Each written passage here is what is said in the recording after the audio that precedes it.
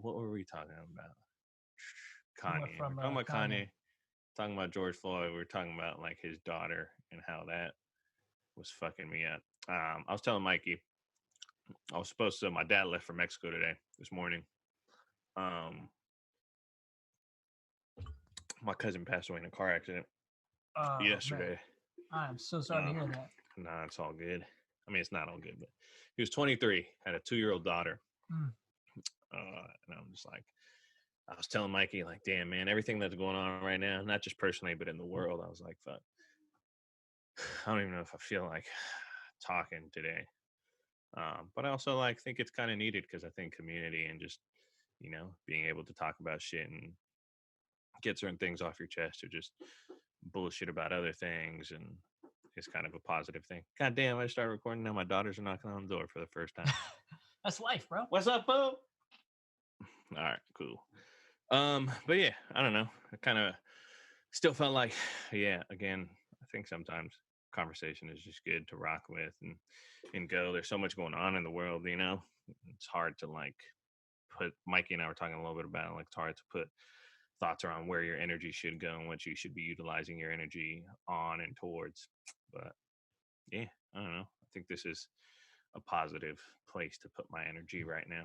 How are you feeling in general with everything going on in the world? Yeah, well, first of all, I do want to say my condolences, man. Like I know that 100%. is a very tough place to be at. Uh and also your willingness to continue on and to keep on looking forward to something to keep you going as super admirable. So Thank you. shout out to you, man. Overall, when it comes to like COVID-19, the protest, everything that's happening, parenting, and then just yourself handling it, you know what I mean, however it affects you. Yeah, it's been a little bit of a roller coaster for me on and checking myself at all times of how I feel, like checking in on myself, and at the Yeah. same time checking myself on what do you represent to the house, to the household. There's times where I have let it kind of carry me off into my own anxieties, and I've realized like, yo, you gotta get it together. Like it's okay to not know what to do, but it's not okay to once it starts affecting the your role at home where you might make somebody else feel insecure. Um, so for me, like I want to be able. It's like a mix of being vulnerable around my kids and showing them that it's okay to not know what's going on sometimes, and at the same time, you have to show leadership and strength to be like, but it's going to be okay. You know what I mean? Even though you don't know exactly 100%. what's going to happen. So that's kind of been it for me. But operating, I think one thing I learned a while ago, was learning how to operate in the unknown of any situation. I think is always a trait of like strength and like growth. Like if you can get yourself to like, yeah, I don't know what the fuck's going on. I don't know what comes next. I don't know exactly where I'm going right now, but like we're just gonna keep moving. Actually, I don't know if who's I telling about this. I don't know if I told you guys about this. I was reading a book. Was reading a book called Built to Last, which is a book that talks about like the habits of visionary companies. It was written like the late '90s or mid '90s, but it takes like a bunch of different visionary, what they call visionary companies, is some of like the most successful companies of the last 100 years, and tries to find similar habits in each of those companies or similar traits. And there was a quote in that book that I really enjoyed, that I really liked. I forget who said it, but uh, it was talking about it was referring to products, but the person who said it was I'm gonna butcher the quote, but they said, you know, at this company we've kind of stumbled on a lot of our best products. But the only way to stumble on something great is if you're moving. You can't stumble if you're not moving. You can't stumble on something unless you're moving, right? So um, I think understanding that even if you don't fucking know, even if you don't know where you're going, just fucking go. you know, just effing go, and like you'll figure it out along the way. It'll kind of come to you if you remain true and your intentions are pure, and you just keep on moving. You may not know the direction you're moving, but it's going to lead to somewhere. And I think operating in that is definitely like a sign of growth and just maturity and strength and being able to go. Which is interesting. Like I said, we were going to do an introduction, but That was a great introduction, bro. So natural, it's a so great organic. segue. Great segue into that. I'll kind of introduce myself for people that are watching and listening. My name is Sam, Samuel Jimenez. I'm first generation on both sides. First generation Samoan. My mom is from American Samoa. She emigrated here to the mainland U.S. in the late '80s. My dad is from Guadalajara, Jalisco, Mexico. So I'm first generation Mexican American as well. Same, he immigrated here in the late '80s. They both kind of settled. They actually met. My mom was traveling from Samoa to Chicago to move. She was going to move in with her sister in Chicago, but she stopped off in LA for a weekend to hang out with her cousin, my auntie, and she met my dad that weekend and never left California. So it was kind of a happenstance thing. They've been together now for, I don't know, 30 plus years. But Carson, Long Beach, they met in Carson. Me and my brother were born in Long Beach, California, but then ended up being raised in Hayward, which is where I'm still at now. A deep, deep love for Hayward, California. One of like the top, excuse me, one of the most diverse cities in the U.S. I feel extremely fortunate to have grown up here. Um, just to be able to, especially in times like these right now, to be able to be around such a mix of, different ethnicities, different cultures, different subcultures. Like I always tell people, man, my neighborhood was so cool growing up because it was all like Black, Latino, Asian, white. Um, some of my best friends are like, Pakistani, Salvadorian, Vietnamese. Um, but we all had like different interests too, like I grew up playing basketball and loving basketball. Some people grew up skating, some people grew up into music, but everybody always kind of came together, and it was always a beautiful thing to understand about myself as I grew up. Being like half Mexican, half Samoan, there was always a struggle of like, I'm never Samoan enough, never Mexican enough, trying to figure out where you fit in with your own family. But then as I got older, I realized like, damn, man, it's the things that I felt negative about myself once upon a time as a kid have worked out for me as an adult, because like maybe I didn't feel like I fit in any one place when I was a kid, but it has allowed me to grow into this person that feels like I can fit in anywhere, like I can fit in with any crowd. And because my list of interests and hobbies and like the things I did growing up were so different, and like I played in hardcore bands, but I also played basketball and I also skated, and I also loved going to the beach, and my music interests were so vast and diverse. So that was always really cool. uh as I got older, I had my first kid, married a lovely woman, my wife. Been together for 12 years. Been together for 12 years. I have no fucking clue. What is it? 2020. We got married in 2011. We started dating in 2008. So yeah, we've been together for like 12 years, married for 9 of those years almost. Had my first kid when I was 21. 22, my daughter was born 4 days after my 22nd birthday.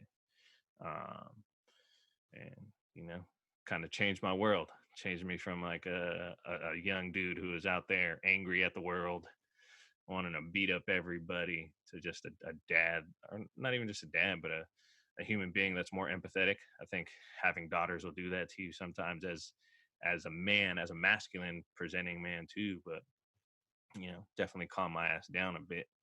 But yeah, it's kind of like a brief little rundown introduction of myself.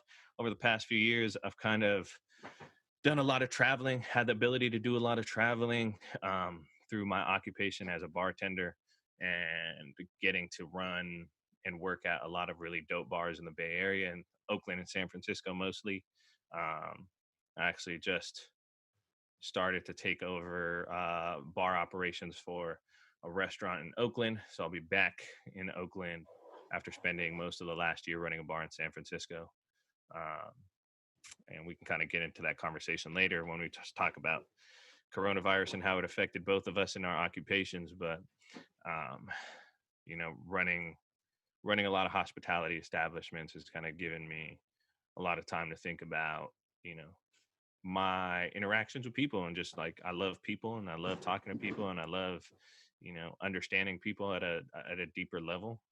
And with that, it's kind of given me a desire to really build a lot more creative endeavors and do some more creative things, which was one of the driving forces behind this podcast, and being able to connect with Charlie, and do something that's kind of a mix, and we'll see where it is. You know, as you kind of heard, I think we're tentatively, maybe permanently, going with the Just F and Go podcast, and a lot of that drive for me is just like, I want to create. Don't necessarily know what I'm going to create, but we're just going to fucking go and figure out where it goes, and to try to have real conversations about what's going on in the world from a perspective of, you know, young brown father in the world that has kind of come from, you know, a little bit more low income background, immigrant parents, grew up in the hood, and you know how you can kind of take a lot of those things and a lot of those surroundings and mold yourself into just who I consider a fucking dope human being that has an outlook on the world that, you know, is very open and understanding of different people and different circumstances. So that's kind of a brief introduction to me. Charlie, introduce yourself to the people. Right on, man.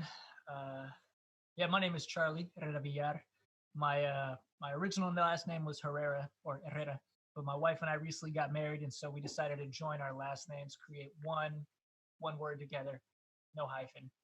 I think the reason for that for me was personally because I just felt like two families were stronger than just one, and I'm a first generation.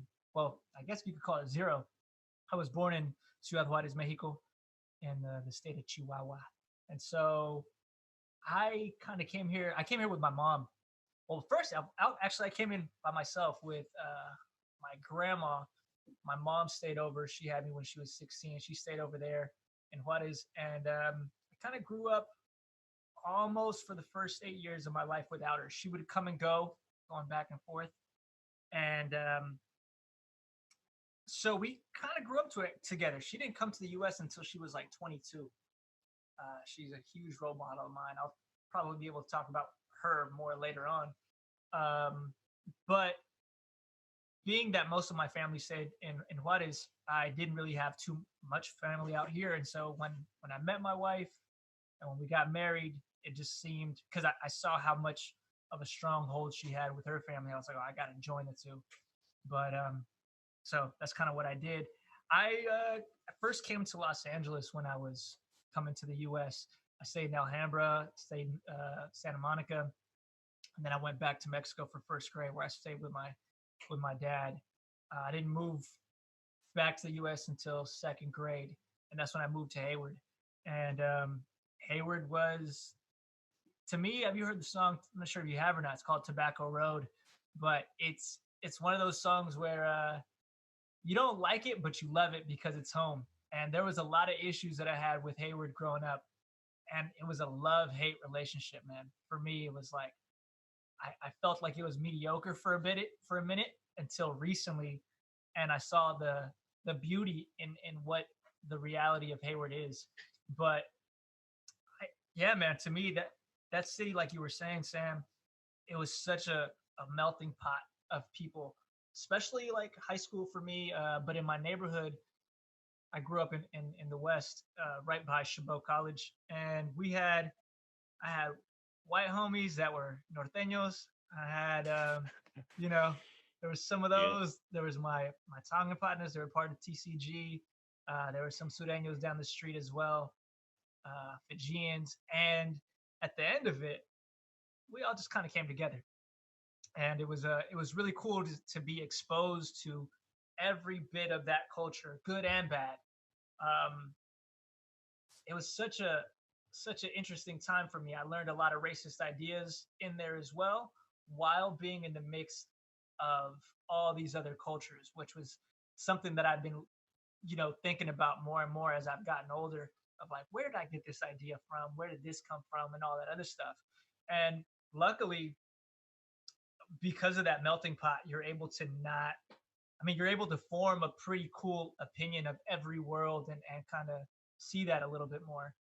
Um, I felt, you mentioned about how you can kind of go into every background, every neighborhood, and everything else like that, and click with everybody because of your diverse background.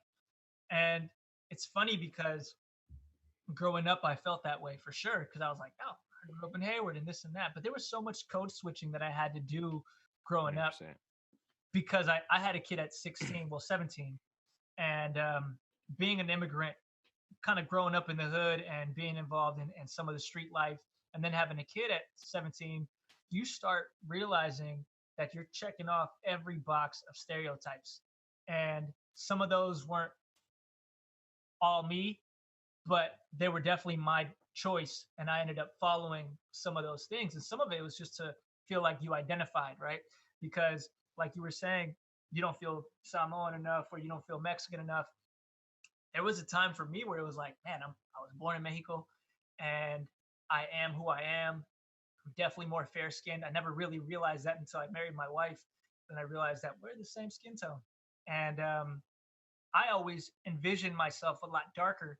And I'm not sure how much of that was because I actually was darker or because I felt the view of myself as darker for how people might treat you just because of what you are. And when I would hear people talk about immigration or this and that, it was me. You know what I mean? When those protests of like whether it's DACA or something else, I might look like I pass for a white guy, but that's not internally. I'm hearing all those negative, you know, you're a rapist, you're this, you know what I mean? These are these Yeah. people, all those things. Um, but yeah, I was just like, oh shit, they're talking about me the whole time. And the code switching came as a form of protecting myself, as a form of trying to not embarrass my background, of saying that I fell into the stereotypes because there's Chicano, there's Mexican, and there's so many different cultures inside of that Mexican label. And even listening to mariachis, it can be a stereotype to certain things. And it was, well, I'm gonna fast forward real quick, but when I got married, I was telling my wife that I didn't really want mariachis playing because my family in Mexico never really grew up listening to mariachis. We're familiar with it, but that wasn't just, I mean, we grew up as Christian, and so there wasn't really that playing. And my wife wanted them because she's half Jewish, half Mexican. And we had him playing, and my cousin comes up to me and he was like, we don't really listen to that stuff, right? And I was like, yeah, no, I know it's not for me. And he's from Mexico, lives in Mexico, and all that. And it was very reassuring for me to hear him say that because I felt like a fraud for not knowing some of those songs, and at the same time, I felt like I would be lying to myself if I said that I know these songs as well. Yeah. So it was trippy. Yeah, I met my wife actually in Hayward, and I met her when I was in fifth grade. We met each other. I was her first boyfriend. That's obviously not not obvious, but I didn't have a baby with her. We were in fifth grade, so we were just kind of like holding hands, Yeah. And it wasn't until after high school and college that I had the courage to start talking to her, and it's gonna sound corny, dude, but I prayed for that woman for a long time, specifically her, and I was just kind of visualizing what family I wanted, and I prayed for that, and I really put my mind to that, and I just thought if I had this one opportunity to talk to her, it's gonna be a wrap. And I got the opportunity, and it was a wrap. So and I reminded her about that because she was like, "Oh, you're moving kind of fast," but I'm like, got married. So yeah, that's kind of it. Now I live in Alameda. I'm a barber. It wasn't my first career choice. I wanted to be an actor for a long time. I studied at San Francisco for the Meisner technique. I went to Los Angeles, did Playhouse West for the same Meisner technique. You got the skin for it, dog. You got the skin for it. Complexion for protection, man. Yeah. Well, I'm just talking about like, man, you got good skin. You know what I'm saying? Take care of it. Moisturize. Thank you, man. My wife tells me that all the time. I don't. But yeah, man, LA was freaking awesome. I got into Screen Actors Guild Union for SAG, and then I came back for a friend's wedding, and I got into a car accident, and that was the best thing that could have happened, because while I was out there chasing the acting dream, preparing on the thoughts of my daughter of like, all right, how would I act in this situation? I wasn't seeing my kid. I had a lot of drama with her mom, and I couldn't see her while I was here, and it was just like, well, if I'm gonna be here and not be able to see my kid, then I need to go back to LA and actually chase my dream, because I didn't want to make one of those excuses of like, oh, I didn't chase my dream because of you. I was like, I went for it, came back, got in a car accident, and everything that I was preparing on how I would act as a father, I had a chance to actually become that father instead of pretending to be one on the fucking TV screen or something. Yeah. So that changed my life. And I did firefighting. I did the academy. I got certified in that. Took some blows. And then finally, at a state of desperation, I was like, well, you know what? I need to be making myself my money that I believe in instead of working for a company or anything else like that. So I was like, dude, you've been cutting hair since you were 15. Get your license, take the right steps. And yeah, so I've been cutting since then. Followed Mark Jason Salofa, because he was just he's been a mentor to me, and it's been pretty solid working with him, man. Learning. I also have to differentiate that I have to also take my own successes and not try to follow in a shadow, but there's a time where you need to pull yourself out of that person's shadow in a sense and be proud of who you are, and take take have some confidence in yourself and say you can do this on your own as well, and be proud of the successes that you've made. And that's kind of where I'm at now, trying to learn that. Sorry for the long-winded introduction. Nah, you're good. It's dope. I mean, that's like the whole, you know, point of like this first episode. But, I think one thing you said in that was like an important part of learning to reframe the way you think about things, right? And I don't know if you've had it in you for like forever, um, or where it came from and when you developed it. But the ability to look, and I don't know if you felt that way about this at the time, but the ability to look at like this car accident in your life and kind of this major life event as one of the best things that's ever happened to you, right? Because a lot of people wouldn't necessarily feel that way or wouldn't look at it that way. Did you feel that way about it at the time, or how long did it take you to get to the point where you were like, yeah, man, like this was a pivotal point in my life looking back at it? Yeah, you know what? I've been able to do that on a couple of different situations where like heartbreaks and these and that, those moments. I I was pretty, I still got beat up. I still felt the crap and the heartbreak on those moments.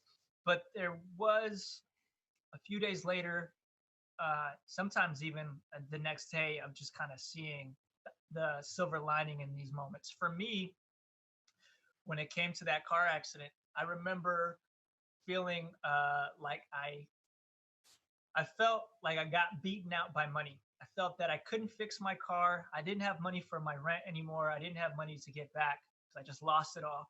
And I felt like, oh shit, the chasing of the dream was just stripped away because you were too broke to be able to handle that. So I felt that, and I swallowed that, and I allowed myself to really feel that. But I also knew that just what we were talking about, stumbling and you keep it moving. I think that's something you learn in the Bay, is that you're going to take your lumps and you just got to keep on rolling with it. And I think because of that upbringing, I was able to kind of say, all right, well, what can you take from this? What is the positive in this? Every negative situation has an opportunity for a positive situation. So it came fairly quickly, not immediately, but it took a few days, just to let yourself feel all the negative, but also not to be like, don't throw a pity party. Get back Yeah, out there, and what are you getting from this? and just fucking go. Just fucking go. That's a perfect name, dog. Perfect name. For sure. I mean, some of the other things you talked about that, I had to learn. So when I went to middle school, and I went to elementary school and middle school. I moved to Hayward when I was in second grade. Um, and then I went to elementary school at Longwood, and then went to middle school at Ochoa. And then I was getting into all kinds of trouble. So I didn't end up going to high school in Mount Eden. or in Hayward at all. I ended up going to high school in Mountain View, small little private school called Mountain View Academy. Um, but you know, although they were probably four of like the worst years of my life when I was in it and I was feeling it, I think it gave me a lot of different traumas because it was the first time, like I said, being raised in the neighborhoods that I was raised in, whether it was in Hayward or in Southern California, like Long Beach, Carson, or the time when at the time when I lived in San Jose, as a kid, everybody around me, I felt like everybody around me had the same things. Which didn't like nobody really had anything. And you don't realize as a kid that you don't have anything when nobody around you has anything either, you know? Mhm. But when I went to high school at this private school, and a lot of like the kids that I went to high school with, their parents were, a lot more affluent than mine or that people that were around me. It was my first time being around real money. Um, and it had a negative effect on me at the time because it was like they all looked at me as a very different because even though I went to that private school, like I grew up in a very Christian household. So, a lot of church members helped pitch in for me to go to this high school. My parents didn't necessarily have enough money to pay for it, but they pulled as much money as they could to get me away from a lot of the trouble that I was getting in. My brother was getting into trouble, not getting good grades at Mount Eden. And I played sports, so my parents were like, you need to go to school somewhere else and try to get to some other thing. Um, and so in that experience, I always felt like people treated me at the time like just very different. The way other parents treated me, the way teachers treated me, I like have so many vivid memories of always been like, you aren't going to amount to anything, whoop de whoop, stuff like that. Um, but it also gave me this ability to code switch. Um, and that has like helped me out so much throughout my different career paths. There's like for sure definitely problematic things about like code switching and the ability to code switch, and you can view it as problematic. But also in different walks of life, understanding the way that people view you and the way that you may necessarily have to go about moving in these different walks of life while always still like holding on to who your core self is, right? Holding on to your core values and your core beliefs. And that was something I really developed going to high school away from all of my homies that have the same things as me and like we're a part of the same lifestyles or community that I grew up in. So then eventually coming out of it, having the ability to see things is so much larger than just our block. I grew up in North Hayward. I grew up, right off of Longwood Avenue. And I love it. I mean, there was nothing that I would change about that childhood. But also, I do have an understanding of how so many of my homies like never really thought about life outside of it. Um, and understanding that the world is a large, vast place.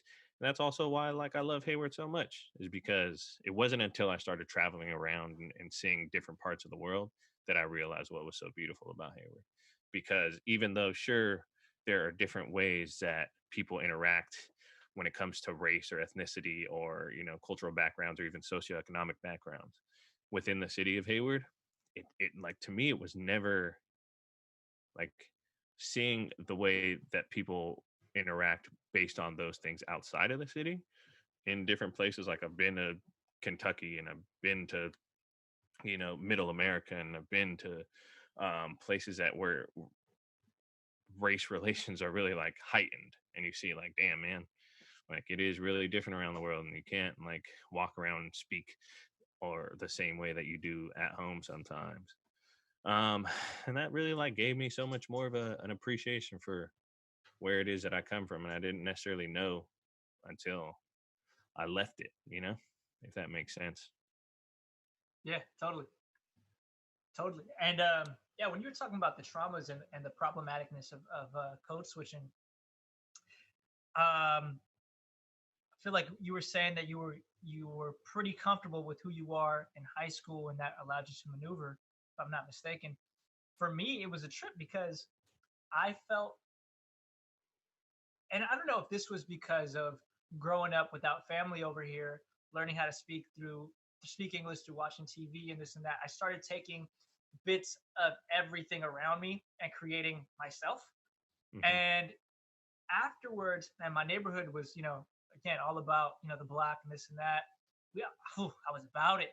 I was about the neighborhood, man. We got little albums, we got everything else like that. I remember going to my high school and seeing my homies had tagged up, desks and everything with our neighborhood. Um, and so I identified that as that because that was my life, that street. Yeah. But it wasn't necessarily my background. It wasn't, what my core values were, but it was how I had to survive or whatnot. And so taking little bits here, little bits there, little bits everywhere, I realized when I got older that I almost felt like I didn't know who I was. I had been influenced by too many sources to really feel confident in saying, "Who am I?" And that's why when you were saying that you can walk through any hood, I felt like I should be able to do that from how many experiences I've gone through, but that I also ended up losing myself and not knowing who I was because of all those experiences. And now I have a hard time sometimes going to places because I feel like I either have to prove that I'm from Yeah. Hayward and prove who I was. And then at the same time, I got to feel like, hey, but you've grown now. You're not just that. You got to do this and do that. So I had a problem for a bit of just kind of just being real, just finding out. Learn how to be comfortable in your own skin and just Yeah. rock with just, who you Mm-hmm. are. No, and I think that's all also just a part of like life and figuring it all out and just, I don't know if you ever 100% know who you are, because like if you know who you are 100%, then what room is there for growth What's the and point? like, yeah, going like figuring out change, which I think right now is an important thing to have in this world.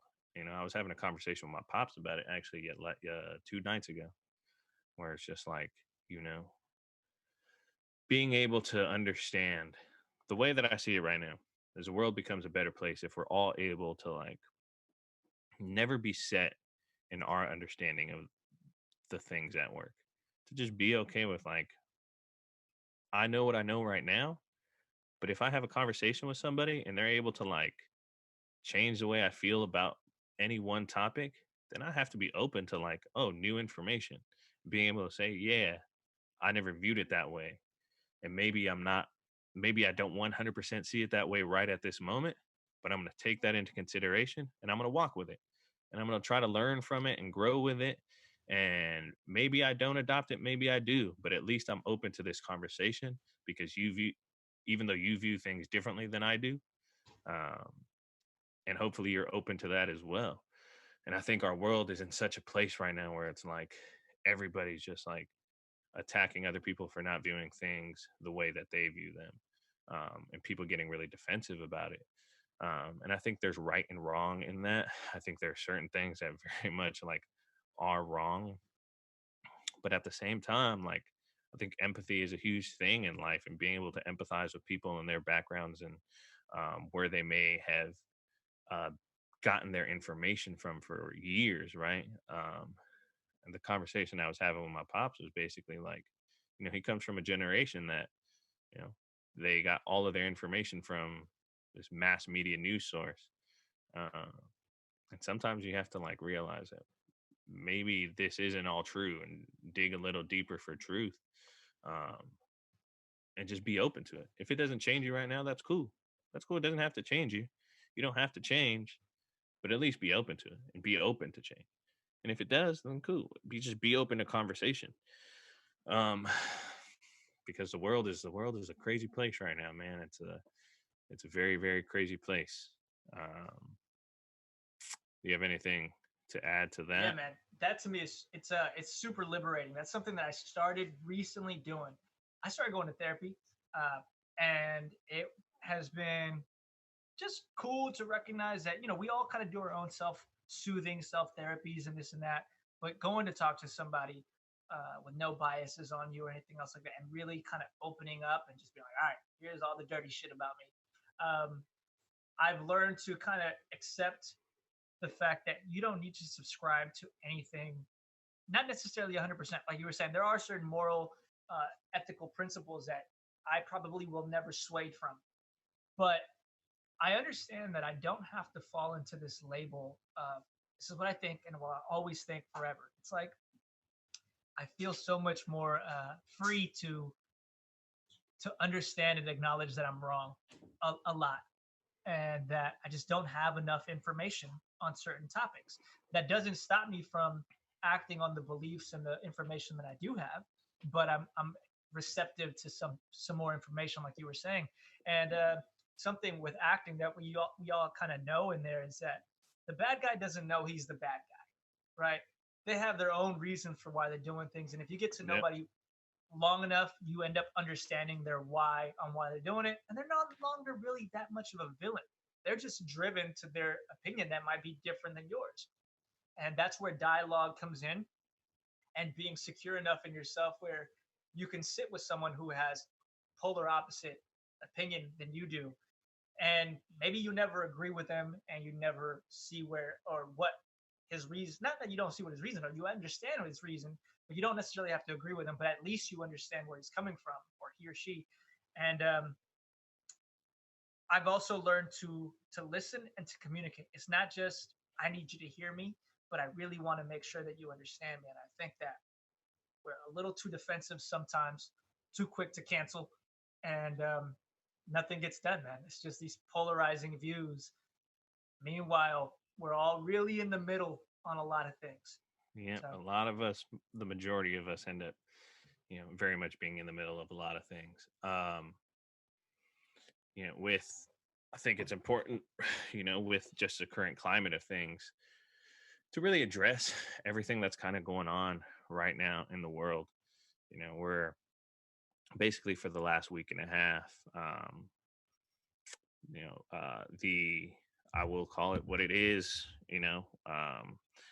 The world that we're sitting in right now has kind of been largely affected, largely impacted by the what I view as the murder of George Floyd by the Minneapolis Police Department. And kind of the feelings, the impact that it's had on the rest of the world, the rest of society as it currently stands. We're seeing protests pretty much. I saw a graphic. There's been protests in all 50 states in the U.S., including two territories. I know Guam had protests of their own. Puerto Rico's had protests, and then we've seen protests, around the world about this issue that is very much rooted in, the history of the United States, and is not to say that racism doesn't play a part in the rest of the world, but the issue of police brutality um, on people of color, specifically Black people, is very much an American thing right now, and it does happen in different parts of the world. I have a lot of friends in Toronto and Canada, and I know they've had a ton of protests and a ton of, uh, you know, uh, like it's happening in many of the major cities in the U.S. A lot of not just protests, but you know, looting and rioting, and it's kind of it's it's a time in the world when I think a lot of people are fearing different things. You know, for communities of color, marginalized neighborhoods, people from low income communities, Black people, there's this fear for their own safety, right? But then I also do understand, whether I feel it's valid or not, that there are a lot of like white people, middle class people, upper class people that are fearing the looting and the the rioting and how it affects them, and whether they're next on things. And there's just like, I feel like everybody, especially coming out of, not even coming out of, we're still in the middle of a pandemic in the United States. There's so much fear in the world, right? And the mass media plays so much of a part in fear mongering to all of us, so that we're all afraid of something and afraid of each other and afraid of how other people's actions impact us and our way of life. um, and I think it's an important thing to address right now. I have my own feelings about it. I think it's, I stand by Black Lives Matter. Growing up with just my background, I stand by all of the protesting. I have zero problem with the protesting. I've been in discussions with different people, and um, for however wrong I feel, you know, people who are focusing on just the looting and the rioting rather than the loss of black lives, because it isn't just George Floyd.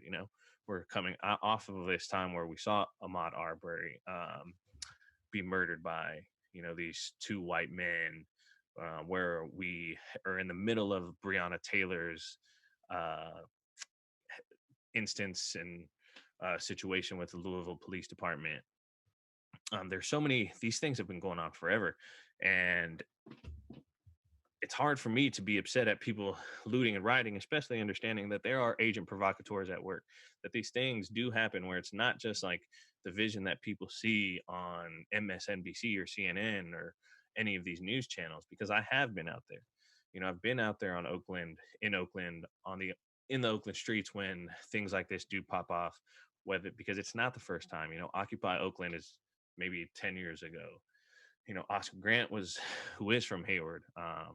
Oscar Grant was murdered by Oakland police, BART police. This is now 12 years ago, right?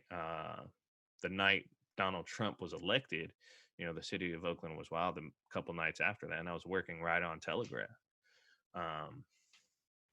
So as somebody who has been out there at these protests, I know a lot of times it isn't the black and brown and marginalized communities that are doing the looting and what people see as rioting.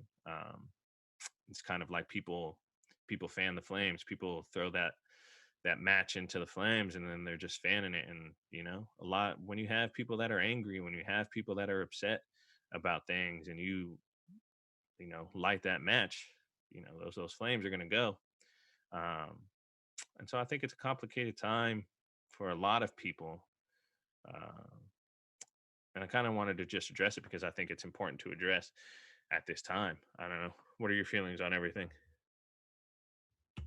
As I'm listening to you, I'm like trying to think of how do I approach it. It's so many tangled webs and so many things to talk about.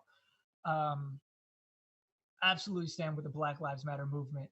To me, as I read more and more from Stamp from the beginning, and I see how policing started, how white privilege started, and how racism was designed for economical gain of, slave owners. And racism and tribalism, colorism has been around for a long time, but the design for it in the U.S. of it becoming a way to be able to generationally ensure that a group of people that look like specific physical traits, whether it's skin tone or whatever, can continue to be slaves after their freedom has been granted or whatever. You know how we had indentured servants and all that. Yep. That white privilege, like making whites back then that were supportive and allies for everybody, all of a sudden making them choose of like, yo, dude, if you support these free black slaves, and you're going to have to do the time that they had to do for slavery as well. Fuck. And I feel like right now is another time where the majority of people you're seeing come together to become an ally.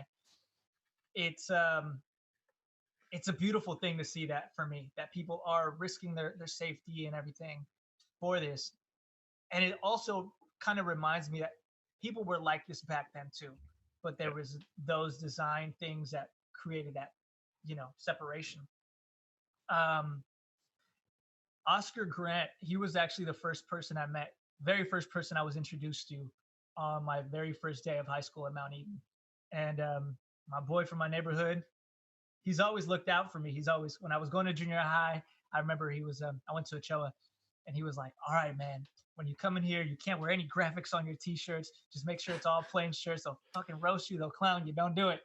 Yeah. And he was a year older than me. And when we got to high school, I was walking up to the quad, and he introduced me to Oscar. He's like, anything you need, hit up this cat right here.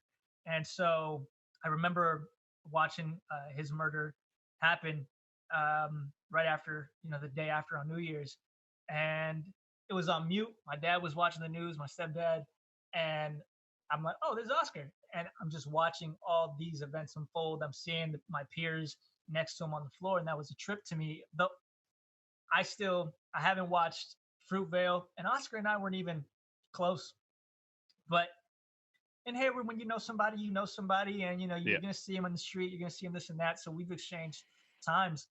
But I remember I moved during the trial of Oscar, and I moved to LA, and I was living in MacArthur Park, and they happened to hold his trial over there. And when he got involuntary manslaughter, we hit the streets, and I was by myself. And I remember those protests were wild over there in LA, and I got to see firsthand how LAPD, how aggressive they were. Um, and I remember we were on the front lines of those protests. There's definitely, garbage cans on fire. And I couldn't understand why the police was such an antagonizing force towards the protesters. And I was trying to understand. I was telling like, yo, man, you can just calm down. Like, I didn't, because they were Latin. You know what I mean? They Yeah. weren't, it wasn't just like you see white and this and that. There was all ethnic backgrounds on the police force. And so I couldn't understand it. And I remember there was a time of pause on the protest. Everybody kind of went to eat, and we were at a McDonald's, and we see the cops there, and we're sitting down. And I say we, it's just me with the rest of. I don't know any of them. You know what I mean? We're just kind of there, and I remember hearing and seeing the cop turn around and point to one of us. And he was like, "Wasn't that motherfucker that was talking shit?" And then the whole group of cops just started looking, and I'm trying to diffuse the situation. And this dude was telling me, "You need to shut up because they're gonna kill you." And I will never forget that moment of just the community knowing how they get down, and me just being naive to what happens in every other city. It's not just big cities; it happens in other cities. And when you're not part of that hood or that community, you don't even know it. And so that's when I kind of woke up. Before I would know it just from listening to hip hop and all that other stuff, but that's when I woke up to like, oh, this shit is fucking real. It's not just because I didn't really have too many negative interactions in Hayward. I got pulled over for stupid reasons, this and that, small acts of like prejudice, but it wasn't anything to that extent. So like you were saying, with middle class kind of having the fear of looting and everything else, I can understand that, especially if you're an independent business owner. I can see the fear of like, oh my God. And talking to other people who only get their news source from MSNBC, Fox, CNN, or whatever, yeah, you're going to be scared for sure because all you're seeing is these other images. Then you go onto Twitter and you also see the on the ground, boots on the ground. You're just seeing all the live action. So you see that other perspective. But too much of that will also get you to be all paranoid and freaked 100%. out. And there's times where I turn it off now. I'll be honest, I haven't even seen the entire video of George Floyd. I've seen too many. I've 100%. seen too many to be like, I don't need to know how far it goes. I don't need to know any of that because come on. And I've just kind of had enough of it. And I've seen those tweets all the time about how much do you dive into to be informed, and then how much do you have to check yourself to get out of it to be, mental health. 100%. So that's kind of where I've been at. And I love seeing my friends wake up. I have my best friend, Suj. I remember we used to have these meetings. I used to run this nonprofit. I still do, but I just haven't done it. It's called My Block. It stands for Mentor Youth, Building Love, Ownership, Community, and Knowledge. And started off by just cleaning up the streets of Hayward that I grew up in, and mostly hosting election discussions. During every election, you black out everybody's name, you black out their political party and their picture, and you kind of read what they do, what they're about, this and that. And we all take turns focusing on one candidate or one, law. And he wasn't really into it. He was doing it to support me on that, but that was when Mike Brown was killed as well. And I remember back then he was just like, it's just another person. We get killed. And now to see the passion that he has for what's happening and the platform that he has, he's a director. Yep. It's really cool to see him really get more involved and be affected by these things. It's unfortunate that we all get affected, but there is, for some reason, you could be numb to it. You could be blind to it before it. But once that hits you, you just can't really turn away from it. You know what it is. You've taken the red pill. 100%. So, yeah. Yeah, I think you touched on a couple things that I think are really important. For me, I haven't watched any of the George Floyd video.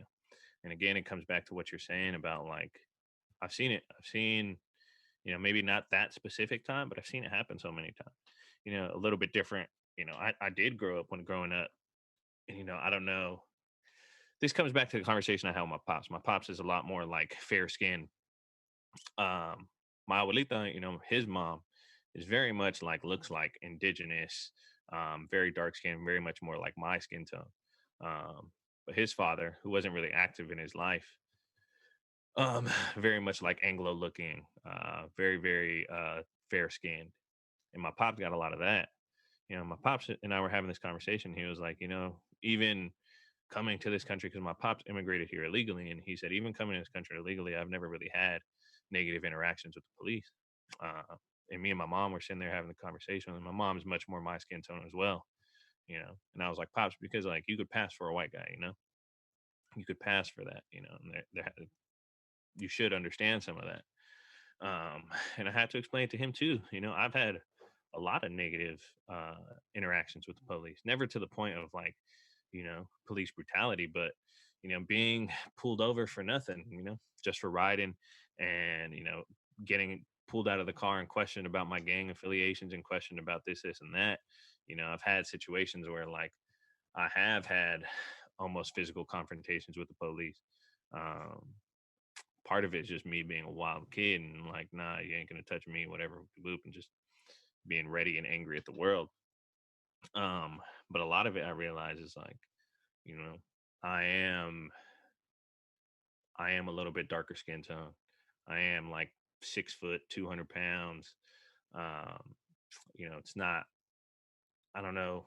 I don't know if I hate to think about it sometimes as like having this, strong energy, like being like super I don't consider myself like super duper masculine, but having to understand the way people view me, the way law enforcement may view me.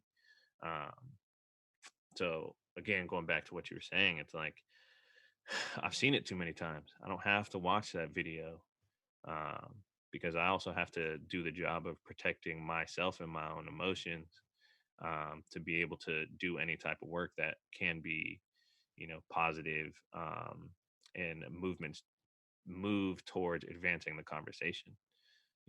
I have to check in with myself to understand the way I'm feeling day to day about this. Um, because I haven't been as active on social media the last 3 days, just to protect myself from like there's so much of an influx of information. The human brain can only withstand so much information.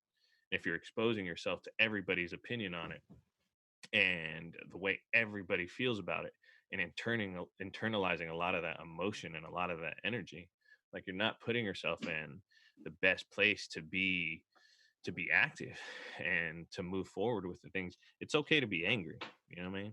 It's okay to be angry. It's okay to be sad. It's okay to feel any of these emotions. But you have to give yourself the space to feel those emotions and then to move forward with it. However long that takes you, because everybody's different. If you can't move, if you're unable to move because of the way you're feeling emotionally right now for a week, 2 weeks, take that time for yourself. Log off, log off, sign off. You know, don't be afraid of protecting yourself, because if you're on overdrive emotionally and you can't handle it, you have to understand that if you go out there, you may not act super rationally, and that may not put you in the safest place. And if you're not in the safest place for yourself, the people you love or the people around you may not also be in a safe place. So I think it's important to touch on that because, community work, um, social justice work, it takes a lot of strong people, and you don't get there all the time by internalizing everything. You got to know when to protect yourself. You got to know when to log off. You got to know when to, you know, only take in so much information. Um, I know you've been reading a couple books or listening to a few audiobooks during this time. I don't know if you were listening to them before, but I know you currently are. I've been kind of reading. I was reading a book, still am reading. I'm probably going to finish it tonight, called Kindred, by Octavia Butler. it's actually a really interesting perspective to read at this time. I don't read too much fiction. I don't read too many novels and stuff like that. I usually read a lot more nonfiction. Same. Um, but this is a book. It's a novel that's placed in 1976. There's an interracial couple, and there's like it's kind of sci-fi-ish because it's a black woman and a white male. They're a couple that just got married and just moved into with each other. Um, and the woman ends up having like this supernatural event in her life, and ends up being transported back into the 1800s during the midst of slavery in Maryland, um, to protect this young white boy. I don't want to give too much of it away because it is a great book. Um, but she transports back, basically like travels through time to transport back to the 1800s, to protect this young white boy whose father is a slave owner, and he lives on a plantation. And basically, anytime he goes through like a scary event in his life where his life is threatened, she ends up transporting back to that time. Mm. And she can't come back into like the 1970s into 1976 unless she feels like her life is threatened or unless she's afraid that she's going to die. Back in the past. Yeah, back in the past. So she gets stuck there for months on end at Oh, times. But when she comes back home, like I actually feel like I'm giving too much of that's it all away. right. But I was reading it. I started reading it maybe like 2 weeks ago. Um, and it's been kind of interesting to read during all this time, because Octavia Butler is a really talented writer, and the emotions she uh, kind of invokes in you as a reader is tremendous. And um, even then, you get a lot of like different social interactions and understand a lot of the way slaves were treated back then. And even going from 1976 at a time, which we're probably, depends on how you feel about it, more advanced in the way that we think about race relations now than even back then. Like to see the parallels that are drawn, but also the differences, has been a really interesting read. Um, you know, the reason I'm talking about it is because I kind of want to go into just like reading material. If you have any reading material that you recommend to people, Color of Law, which is started a while ago. I haven't finished it, but by Richard Rothstein, which is a forgotten history of how America was segregated. I'd really recommend that to people who want to get more knowledge into how these systems came into place. A short read, but a really really strong one is Between the World and Me by Ta-Nehisi Coates. I think that's a tremendous read for anybody that wants to dig more into these topics, because I think that one's a short read, but it's incredibly strong, and it's Ta-Nehisi Coates writing a letter to his son. Basically, it's kind of him writing a book to his son about how to walk through the world as a black man. Do you have any recommendations or stuff you've been reading? Yeah. So I read last year. I read Stamp from the Beginning, which is the origin of racist ideas in America, and that book was pretty eye-opening for me on just understanding the concept of a racist idea. And in that book, he introduces the concept of being anti-racist, um, and how even during those times when people were trying to be allies and helping out, whether you were, abolitionist or anything else, you still were kind of subscribing to some racist ideas. And that book kind of woke me up on like, oh, it's not enough to just say you're not racist. You got to be actionable and say you're Yeah, anti-racist, 100%. not just say, right? Because I'm hearing that a lot on Twitter and everything else about like, oh no, anti-racist, anti-racist. But you really got to understand that you have to fight your own racist ideas that you have, either of self or of others, and actively fight against it. That comes with racist jokes. That comes with stereotypes. That comes with anything else like that. And understand where they come from. You probably don't have to take full responsibility on the fact that you weren't born with those. Someone taught you those things, but you do have to take responsibility on making sure that you change that for yourself, for your household, and your community. And so he touches up on that on Stamp from the Beginning, and now I am halfway through with How to Be an Anti-Racist by Dr. Ibram X. Kendi as well. And it's pretty dope, man. And, he just goes through his life and goes through, his challenges of, his challenges on how he has maneuvered racism his own and his experiences. So I love that book so far, just because it tells you about the school system. It tells you about your friends and everything. It's pretty helpful. So definitely recommend that one. Ta-Nehisi Coates, I love Ta-Nehisi Coates. I think he's super dope. I think an important thing you said too is like it's one of my like biggest pet peeves of social media oftentimes is like everybody thinks that making a post is sometimes that's all you have to do to be part of the work, right? When in reality it's so minimal. And it's not to say that social media isn't a powerful tool. It has ability to be a powerful tool. But if all you're doing is like making posts and you're not actually, my biggest pet peeve is like people go out there and make posts, but that they don't change their circle. Like to have a true understanding of like what marginalized communities may go through, what Black people may go through, what brown people may go through in this country. Start to spend time in those communities, spend time with those people, and have those conversations. If you don't have like Black friends, if you don't have brown friends, like I don't know how to like actively tell somebody to find some. Don't be like a token like Hi.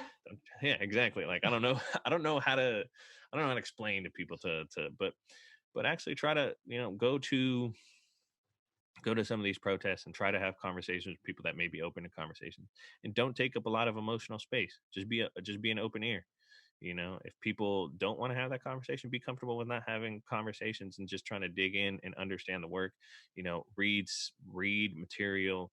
What I'm sure there's a lot of different digital material that's out there. There's a lot of different podcasts and a lot of different powerful people who do use social media as a tool to educate, and give some follows. I'm sure when we do end up posting this, we'll throw some links out on Instagram and or YouTube, and get some recommend some people, both of us, and Mikey can recommend some people to follow, some accounts to follow. But one of my favorite things as Samoan, powerful Samoan poet, educator, activist, Teresa Siangatonu. She has a poem called, I actually don't want to butcher what the name, I'm pretty sure it's called Meuli. And the term Meuli in Samoan is usually what Samoans use to refer to Black people as,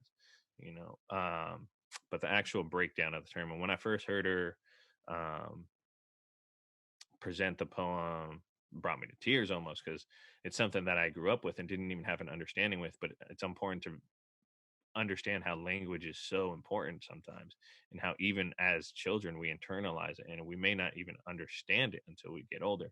But the poem is basically the word meauli. Uli in the Samoan language means black, but mea means thing. So it's basically like when you say mea uli, you're calling somebody black thing, right? And it's a really powerful poem, and I can definitely share it via Instagram, and get people to understand it, especially if you are Samoan, um, because it is really powerful. And getting myself to not necessarily use the term meauli, which refers to a human being as a thing, but instead tsangatsauli, which means black people, or black person, to give somebody their humanity and not take humanity away from that person. So that's not a small thing, but things like that even is so casual in terms of language and the way that you speak. Doing the work sometimes is just trying to reckon with any of the ideas and any of the things, any of the language that you use that may not necessarily um, that may be holding you back, that may be rooted in racist ideas. So you may be saying I'm not racist, but if you subscribe to those things, if you use those terms, if you have this influence that is in your life, these things that have influenced you, and you don't do the work to actively um, change the way you think about them, then it's something that I recommend to a lot of people, just to try to dig into those things and question some of the things that we're all taught, as big or as small as we may view them. Yeah, heck yeah, man. I think that goes back to just listening, right? Listening to what's going on. And I think when you were talking about that on social media, not being as active, I'm definitely not as active right now. There's really, I don't even know what to say, you know, what hasn't been said, and also what you were saying on just taking it in, right? There's so much information coming out there that you do want to kind of just freaking listen. Take the pressure off yourself of needing to put your input into it, and just like try to absorb and filter out misinformation and just genuine experience from people. And then you can make your own beliefs or judgments. But at that point, I mean, when you're just listening to genuine things, it's not really a judgment. You're just kind of understanding, like, oh, okay, and understand that there's some things that you're not going to be able to ever quite understand. And I'm trying, when you were saying about um, Mauli, is that how you Yeah. say it? Yeah. Black thing, and it brought me back to the book Stamped from the Beginning on the dehumanizing of African people. And I just try to think history wise, like, how does the racism spread everywhere and pinpoint it to those that are darker, and like, why? Because it's in Mexico, it's everywhere else like that. And I don't know how that started, or what that is, but it is good to kind of understand, like, that it's there, and that Yeah. we can't just hide behind being brown and think that we are all just like, oh, it's cool for me because I'm brown too. Like, nah, bro. Like, there's Yeah, you just got work to do. Yeah. you got so much work to do. And at the end of it, if you're not black, it's like you're white, because you're not getting this. You might be darker in the brown scale, but bro, there are people clearly going through a whole another experience that you cannot go through. Yeah, 100%. I think like colorism exists even, within the black community, For and sure. that like darker skinned people, get viewed as one way. Mhm. So I think in any ethnic background, like colorism exists. It's an unfortunate thing, but it's something that we all have to do the work to better understand. Talking about that, we're both fathers, kind of a decent range of like age groups, because you have a teenager and a newborn baby. I have two. I don't even know what you call them. They're not toddlers. They're not preteens. They're just Children. kids. They're just Yeah. kids. Is it Yeah. just kids in between there? Uh-huh. Toddler, preteen, and then it's just like a kid. I Yeah, have because a it's not an adolescent yet. yeah, I have a 6-year-old and an 8-year-old. Um, so I'm sure, not with the newborn necessarily yet have you had conversations, but with your teenager, have you had conversations about race and even what's going on in the world currently with the George Floyd situations and protesting, or any of that? If you have had those conversations, when did you start having those conversations? How did you approach them? You want to talk a little bit about that? Yeah. I try to be as real as possible with my daughter on everything that's going on. I try to guide her through these situations that are real, that are happening, um, to a certain extent, right? Like, I don't have to tell her full descriptions of what's going on and this guy got choked or, to death, but I do become pretty real. And I started that fairly young in life. I've always just seen my kids as someone that don't belong to me. They're gifted to me as something that I need to guide up, a Yeah, soul it's a that I very need to religious teaching. It's a very like kind of, and just humanitarian, no, right? 100%. No, I understand it. Because it's like, I don't, they don't inherit my negativity. They also don't inherit my positivity. They have to earn all of that on their own. But I get to maneuver or kind of guide them through life. Um, I also grew up as a huge fan of Malcolm X since I was sophomore in high school. Before that, I was super big on Pac. Growing up without family, you kind of start grabbing male role models to try to, like, say, all right, what I want to be like. So they become your father figures, even though you've never met these people, but you know their ideas. And so to me, it was Will Smith, Pac, and Malcolm. And I got introduced to Malcolm X sophomore year. We had to do a report in U.S.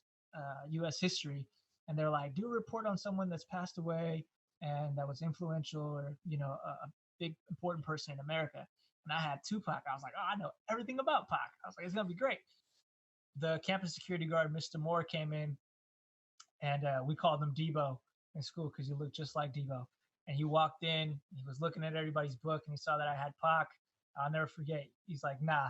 And he took that book away from me, and then he threw Alex Haley's autobiography of Malcolm on there. And boom, blew my mind on so much, on absolutely everything. So since my daughter was young, because I had her the next year, I had her junior year. Um, I've been playing Malcolm X speeches. She knows them. She definitely knows Malcolm and everything else. I'll be real. I haven't really played too many Dr. King speeches. It's just a certain thing about Malcolm that I've gravitated to. Maybe it's a little bit of the upbringing, just kind of someone finding themselves through lives and seeing everything else. So from the beginning, she's been pretty aware. And when it comes to the protests, the other day I was able to take her to a protest. She's been to other protests before the whole La Rona, and she was on the science fairs and all those other types of protests and for climate change. This time I was able to take her one. It was a caravan around Lake Merritt. I just kind of wanted her to feel what it was like to be out with the people and to know that you have a way to speak and represent for something that you stand for, but also I needed to be safe. I didn't want to be. It's dangerous right now from time to time, right? Not just because of looting, but also mostly because of the coronavirus. And you don't really see. Luckily, you don't see too much looting happening in Oakland as much. The first night for sure, but I think the community has spoken and recognized that we're not doing that to ourselves anymore. We're not playing that shit. So even now with my newborn, obviously I can't talk to her about these things yet because she still doesn't even know what talking is really.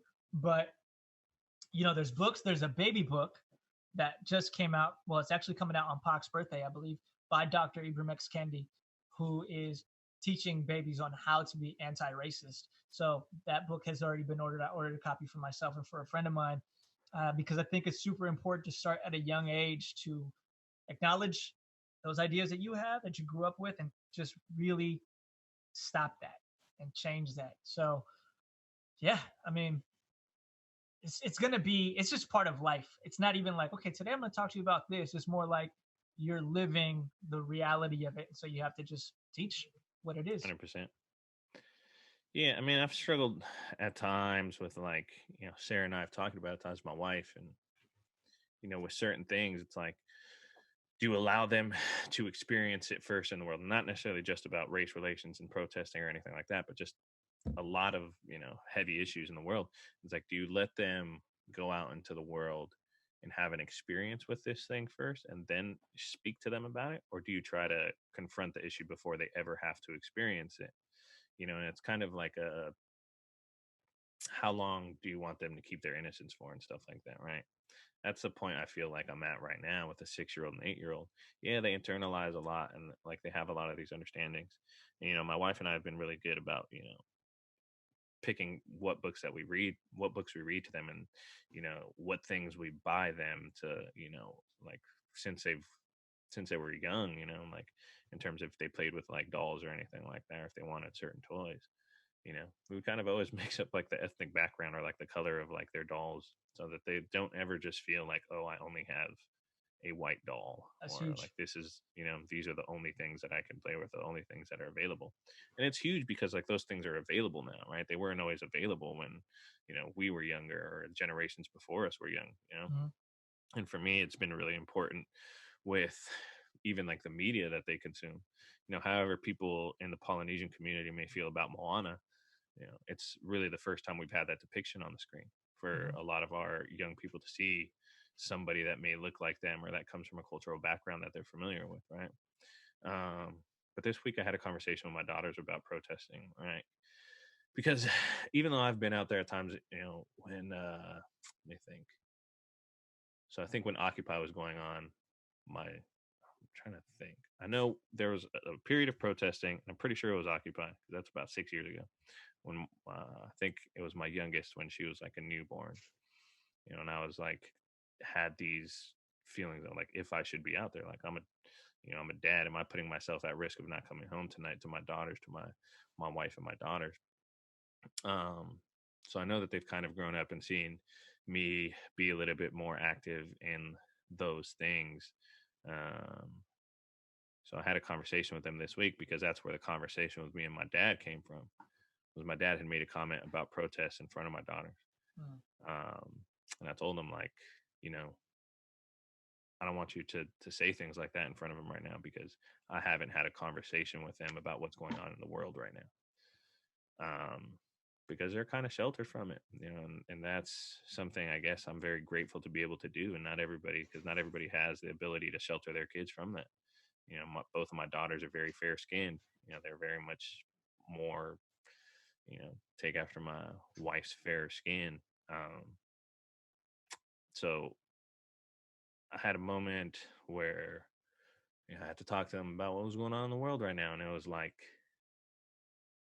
getting them to understand that when people protest, understanding what that means, understanding the power of it, understanding that you have the ability to stand up for yourself and what you believe in. You have the ability to go out there and stand next to people who may not look like you.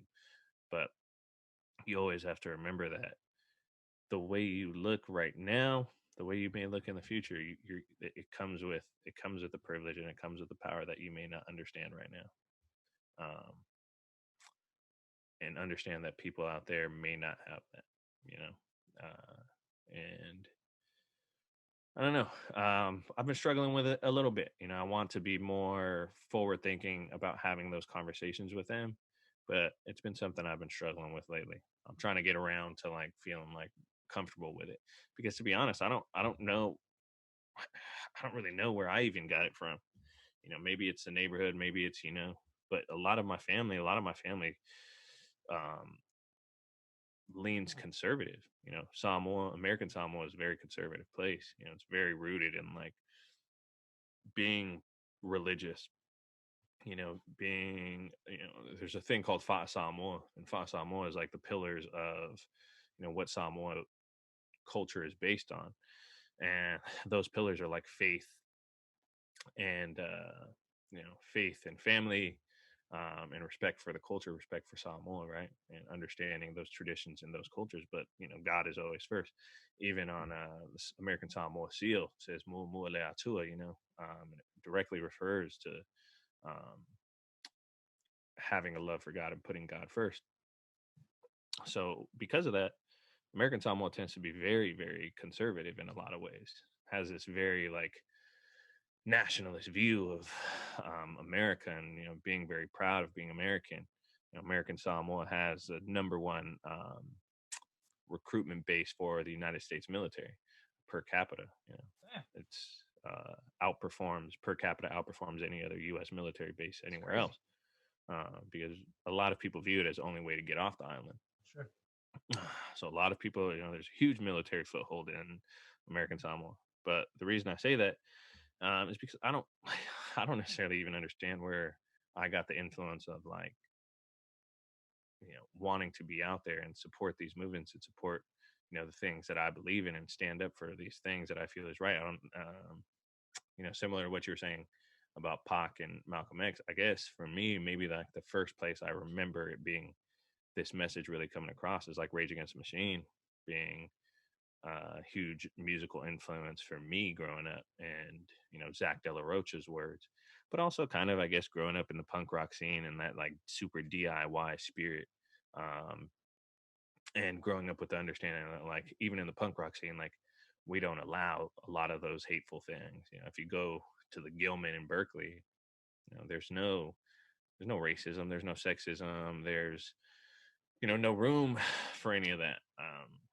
People that do hold those ideals end up getting beat the fuck up at times, and um, so I think growing up with that is maybe where it comes from. But I wanted to ask you, just because I'm struggling with it myself a little bit right now about trying to figure out the best ways to talk to them about it. Um, because I'm not perfect. I don't pretend to be. There's still a lot of things I need to work on and need to be better with, and figuring out these conversations with my daughters is definitely one of them. Yeah, man. Um, Dude, so much right there on what you talked about. Um, yeah, I think on paper I would be considered, I would definitely be more on the conservative side growing up, Christian values, everything else like that. And it wasn't actually until I had my daughter that I started questioning my faith. Um, and I stopped kind of considering myself Christian when she was born.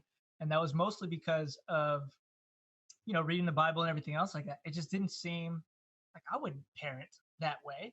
You know what I mean? You don't really hear too many names in the Bible. You hear what, four women names in the Bible, and hearing of a God that was very not really forgiving on the First Testament, and then onto the Old Testament a little bit different. I'm sorry, the New Testament a little bit different.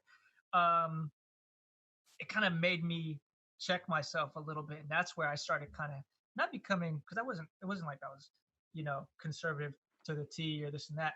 But I think what's funny about racism is that you can't quite say or talk about it without actually touching on the fact that capitalism has a big part to do with all that. 100%. And I'm trying to understand, like you were saying, how did you change? Why did you all of a sudden become more, or I guess less conservative or whatever, and you started Well, I being don't more? even know if I don't even know if I grew up conservative. A lot of my family was like a lot of four, three out of my five, three out of the four of my mom's brothers are in the military. They're Hmm. all very, very conservative.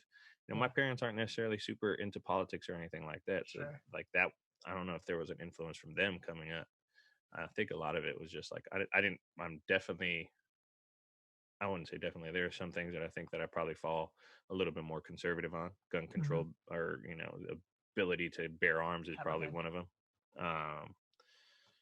But they're so I wouldn't say that I grew up conservative. I definitely grew up in a Christian household, but I don't remember ever having super conservative views from a cultural standpoint, Yeah, especially within America.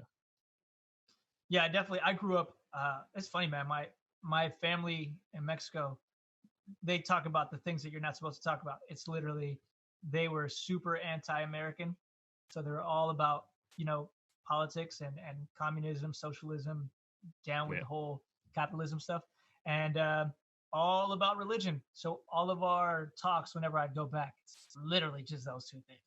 Um, as for when it comes to how you talk to your kids about it, man, I think it's one. There's never a right or wrong way. I mean, I think there is a wrong way for sure, but there's never the perfect time. It's just whenever it comes to you, when you yeah, organically know this is it. And you really have no control over it. Sometimes you're right now, those conversations are being forced, right, to have. It's like you have nothing else that you're doing. You're locked in, and everything on the 100%. media is just talking about that. But I think there is a way that you can. I mean, kids know. Sometimes you could just ask them, "Yo, what do you think is going on right now?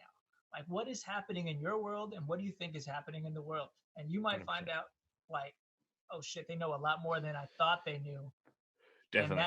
that makes it a little bit easier. That's usually how I can't tell you what to do, right? But that's usually how I approach with my kid. I'm just kind of like I just ask them what do because I remember being 15 and I remember being a kid.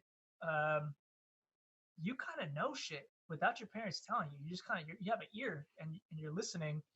And so I just ask her opinion on what's happening, and then it makes it a little bit easier for me to segue into be like, all right, let's talk Yep. about that. Drugs, everything. So your kids know a lot, They especially probably with do. you and Sarah, and what you guys post on online and everything. I mean, they seem That's true. like they're pretty woke, bro. You know what I mean? I don't know if I want them to be. I don't know, man. Like I said, it's this battle of at this age right now, like wanting them to keep parts of their innocence, and just, I mean, because Sarah and I from the beginning of just the biggest goal was to raise kids that love Yeah. hard, and that just love people without limits. Um, you know, so getting them to understand, like, that there are people out there that aren't like that, Yeah. there are people out there that, you know, don't have that background or weren't raised with like this desire, not to say you always achieve it, but the desire to be very free with like with your love and loving without boundaries and loving without limits, and not necessarily always without limits, but in terms of what people look like and who people are, you know, Mm-hmm. your love not necessarily only being set for like a specific group of people or anything like that, So Yeah. yeah, That's that's a huge, man. I think loving your kids, as stupid as it sounds, it's the best thing you can do for the future. Just having a safe home where they can feel like it's a safe place to talk to feel insecure and to feel vulnerable. Dude, that does wonders for kids. I didn't have that growing up. It was you can get ridiculed pretty quickly about anything, 100%. and then you just grew up with all these insecurities, and then you start becoming a little bit more defensive and to protect yourself. And Yep. then it wasn't until I met my wife till I started actually living with my wife like 7 years, and we've been together for like 8 years. So 7 years into it, I started like realizing, oh, she's on my side. I don't have to Yeah, actually fight with her, you know. 100%.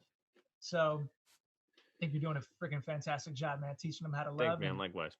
all that. Sure. Likewise, man. We're sitting at about 90 minutes right now. There's some other stuff we could touch on, but we could also just kind of save it for next week. I think 90 minutes is a good spot to, we've covered a lot of heavy stuff, a lot of just kind of what's going on in the world right now. And I think the most important things to touch on, um, I think that it's everything going on with coronavirus and COVID-19 is to some degree, definitely from a mass media standpoint, is taking a back door, and not necessarily that we shouldn't care about it. But I saw like a meme or something out there that was like talking about how you could care about coronavirus at one point, but then now being active in the streets of that protest, and it was like, if you're riding on a school bus and the school bus driver tells you to put a seatbelt on, you should put your seatbelt on to stay safe. But then if that school bus driver starts shooting the kids on the bus, then you might want to like get off the bus, Yeah. So, well, one, I want to thank you for you and Mikey for putting all this thing together and allowing a spot to vent about the things that are one going on now and also background where you plan on going. I appreciate that specifically because I've been looking for something to kind of allow that to happen for me. And I love that it came from you because even though we've never actually met in person, we know each other from acquaintances and friends and everything.